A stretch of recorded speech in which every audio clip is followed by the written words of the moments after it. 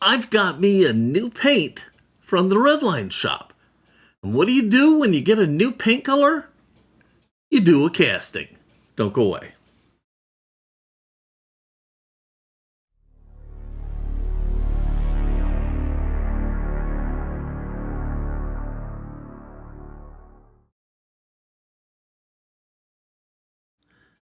Hello, everybody, and welcome to Fat Guy Productions. I am Paul, coming to you as always from beautiful Las Vegas, Nevada. And I got a brand new paint color here from the Redline shop. Hot pink shimmer. Wow. I don't know what to expect from this. I've never used this. They have a couple colors like this. And so I got them all. And I was really intrigued by this hot pink shimmer and decided I've got to give it a try. So now I got to come up with a casting. Well, the other day, I don't have it. I got this book here. I'm going to put it right here so you can see it. And the other day I went through that book cover to cover. And I marked all the castings I've done and the castings I want to do. And this was not on the I want to do list. It's the Sand Drifter, all right? But I pulled it out for a specific reason. Okay, look at this casting here. This is a pretty neat little casting, but it just really didn't move me until I saw hot pink shimmer. This is going to look insane in hot pink shimmer. So I pulled it out. We're going to just, it's going to kind of be a resto mod. No, you know what? We're just going to call it what it is. It's going to be a custom because I'm going to paint it a completely non-Hot Wheels Redline color. And I'm going to detail out the little tools in the bed back here and make that look really cool. And so, I'm going to do some things to this and we'll see what we come up with. Hey, it's got a little trailer hitch. Oh, interesting. Okay. Anyhow, so that's what we got going today.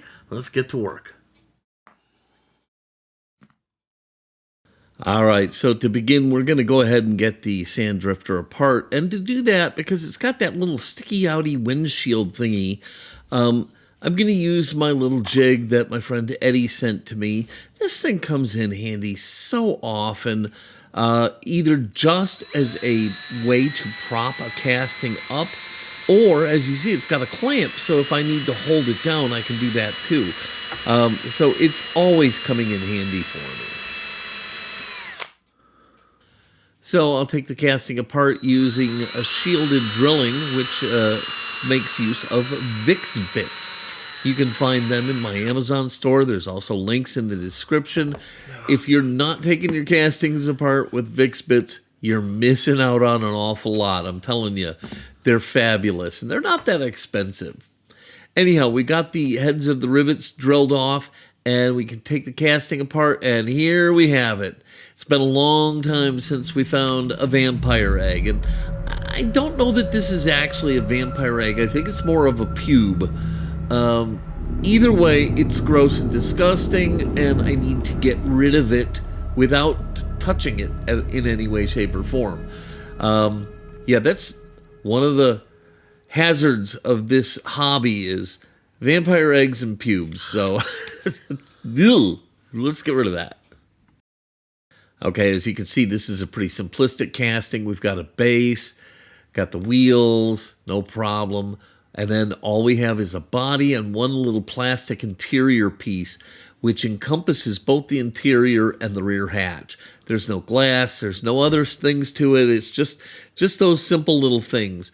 It took me a second to figure out how to pop the interior out because you got to worm the interior and the little hatch cover out at the same time, but it wasn't the end of the world. It just took a second to figure out the right way. And it was more about putting it back after the casting is painted because you don't want to damage a freshly painted casting. So it's best now to figure out the proper way for this to go in and out so that when you go to put the casting back together, it will go together easily and not cause you a headache. The Vix Bits, in addition to being a great tool for taking your casting apart, They're phenomenal at prepping the end of the post. You just put it over the top, run it for a second. It cleans off any burrs and dimples the post for you to make it easier to drill it out, so that when you're ready to drill into the post to make a place for the screw to go, it's all prepped and centered, and it's just wonderful. So again, if you're not using Vix Bits, you really need to be. All right, so once you get the ends of your posts prepped, and whether you use Vix Bits or not, you still need to remove any burrs and dimple the post. But once you've got that done, now we can put a little oil in each of the dimples and drill down into the post to make ready for screws.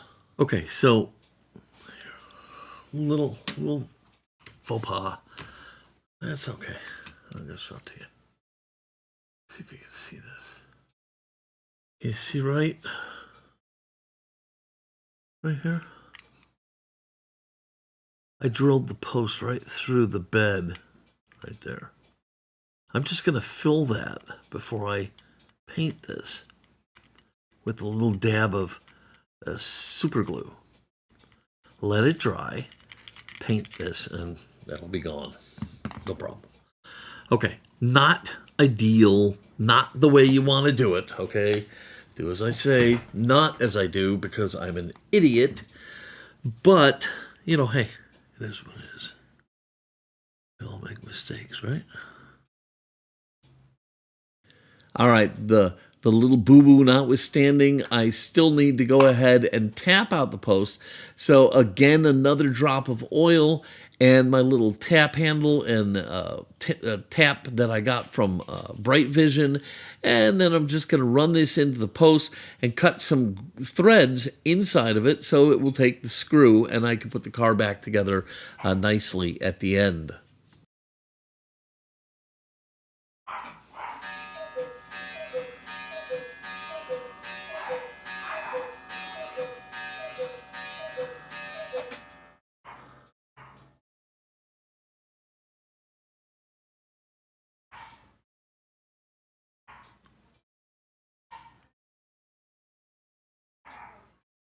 Okay, so why exactly should you put screws into the posts at this stage? Well, of course, there's the keeping the posts clean from stripper and stuff like that. But really, the thing is to make sure that everything is done right and is going to work right later on in the build. So it's a good habit to get into.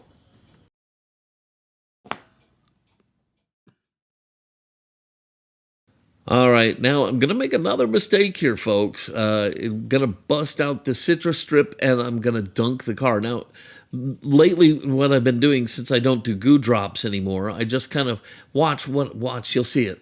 See, I'm kind of sliding it in and scooping up some of the citrus strip into the cavities to make sure everything gets coated, but I messed up here, okay? And you'll see that here in just a second. Another mistake. I'm on a roll. All right, so while the casting is in the citrus strip, I'm going to clean up a little bit, and for that I'm going to use my Display little hand vac. Now, this is my new hand vac. I still have the old one, but I want to give the Display a full opportunity, and so I'm using it exclusively for a while. So far, so good. And, you know, I'm loving Display tools, so this is just one more thing.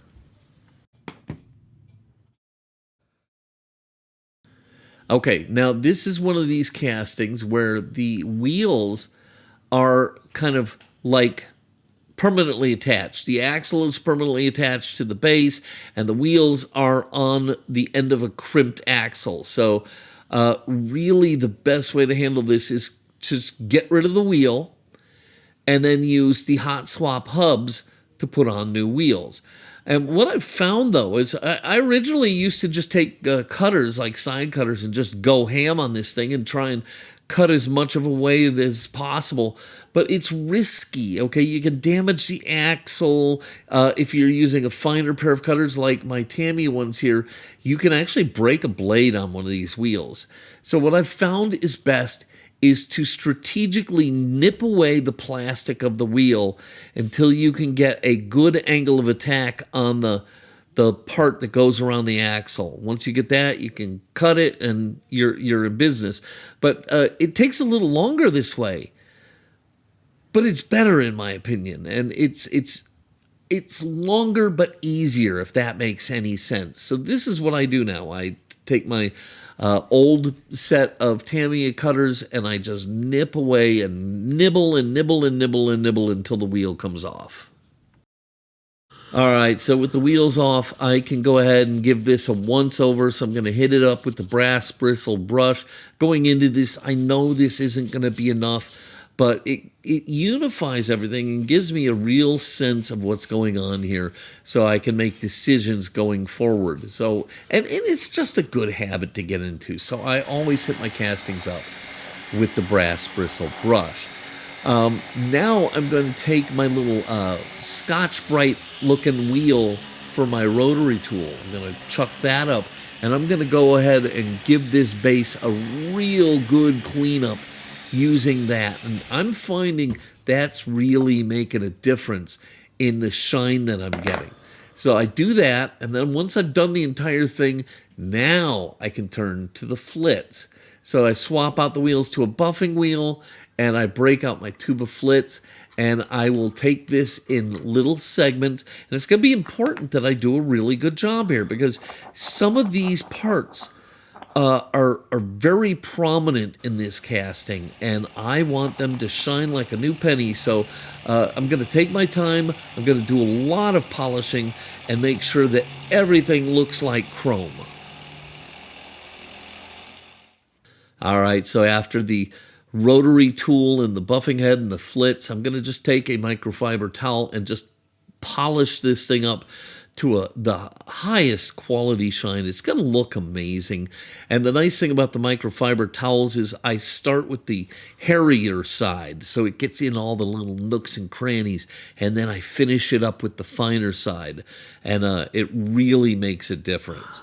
So now that I've got that done and everything is out, I'm going to break out the Renaissance wax, because this is bare metal, okay? And if I just were to put the car back together and stick it on the shelf, sooner rather than later, this base is going to start to tarnish up again.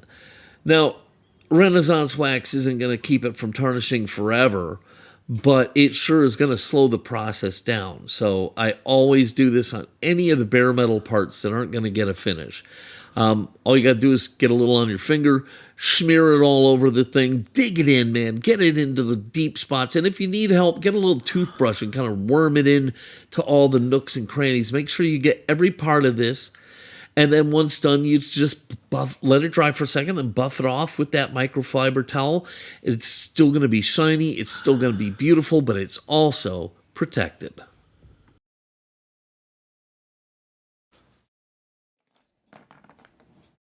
All right, so the base is rolling. It looks fantastic. Now we're going to put some new tires on it. And to do that, like I said, we're going to need hot swap hubs. We have the original axles still because we left them intact and just cut away the old tires.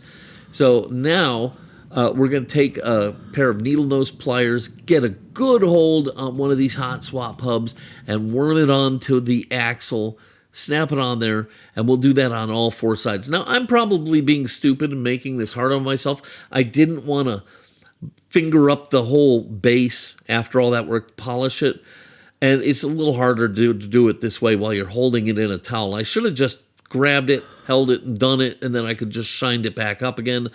But anyhow, that's just me being stupid. So we'll get these hubs on, and then we can put on some new wheels.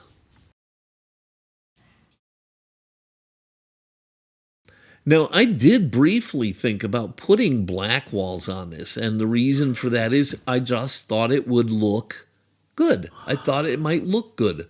Black wall tires on it, the deep dish chrome black wall tires. I moved away from that, decided to stick with Redlines, but it was something that ran through my head. I think I made the right choice, but hey, you know, I had to think about it. Anyhow, once the hot swap hubs are on, The new wheels go on just like any other hub style wheel. You just kind of line it up and push it on, and hey, you're in business.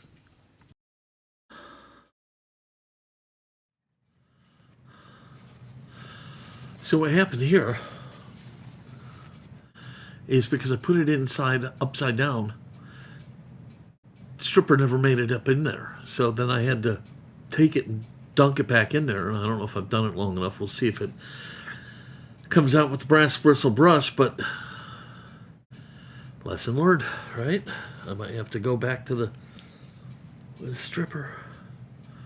But in the meantime, we can see.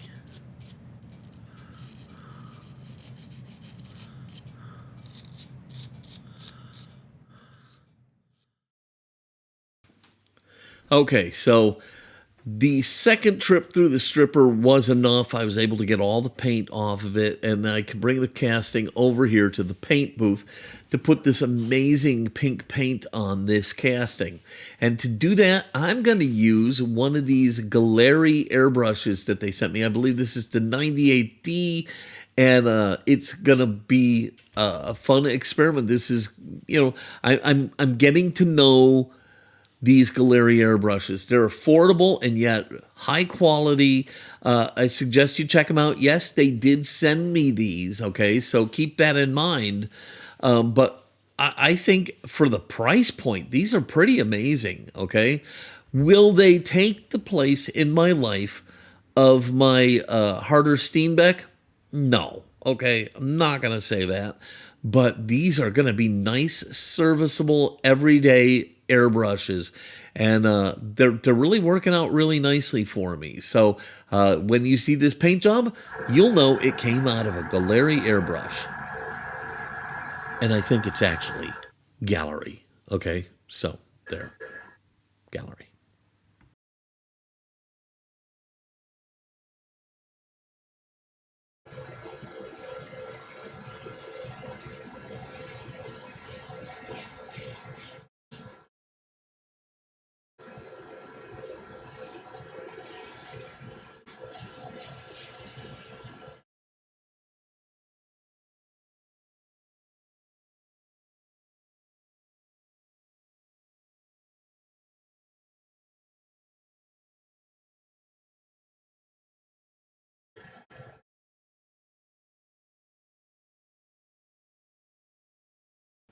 All right, I'm really loving the paint. I think the color is amazing, and I'm going to just tell you right up front, you're not going to see anything in these videos that's going to do this paint justice, okay? You're just going to have to take my word for it that this looks amazing. But I really can't wait for me to finish putting on this clear coat here to see the full, just explosive color of this glittery paint. It's going to look amazing, and I can't wait for it to be done and dry so I can really get a good look at it. All right, this paint came out every bit as good as I hoped it would. It looks amazing, and when you get it in the right light, it actually shimmers like it says, and it shifts colors, and it's just really great. And all that's left is for me to put this thing back together. And right now you see that that little practice with the interior piece is paying off big time. So we're going to put this back together, and then we'll go ahead and take a look and see what we've got.